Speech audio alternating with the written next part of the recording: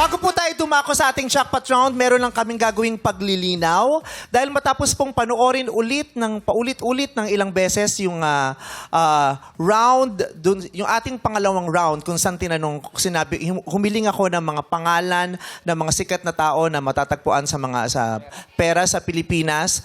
Nagkaroon po tayo ng isang pagkakamali dahil yung ating maglalaro sa jackpot round na si Alex, siya po, yung sinagot niya po ay hindi tinatanggap ng ating ng Showtime staff. Panoorin po natin ulit ang kanyang isinagot para malaman natin ang aming sinasabi. Play VTR. Alex, ikaw na! Nori Aquino? Ano? Nori Aquino? Nori Aquino, correct!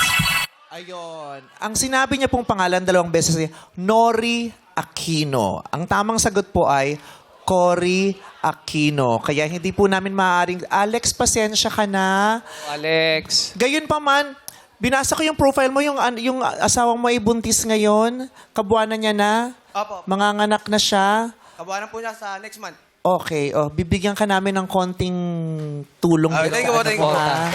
Thank you.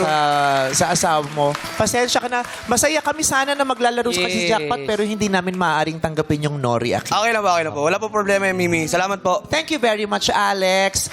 At kasi kanina, di ba, hindi kasi dito ang rinig natin ay Cory. Maingay kasi sa studio. Marisa. At saka, again, pag ako is nagsasabi ng correct or mali, nag-aantay lang rin ako ng hudyat mula sa staff. I do not decide kung ano ang tama at mali. Pag hinudyatan ako ng tama, tsaka ako lang sasabihin tama. So, ganun po ang dynamics dito. At dahil maingay, hindi namin masyado na ulinigan, buti na lamang at nire-review after. Kaya upon review, nalaman na mali yung binigkas niya, hindi Cory, kundi Nori. Ayan. At kay Kaya, Alex- paumanhin din sa aming pagkakamali dito. Paumanhin po. We will try to do better next. Alex, salamat din sa pag-intindi, ha? Thank you po.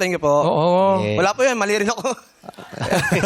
Sana maging healthy yung baby ninyo. Ikaw ang pinaka-cute, Alex. Oo. Maraming salamat. Thank you po. Okay. At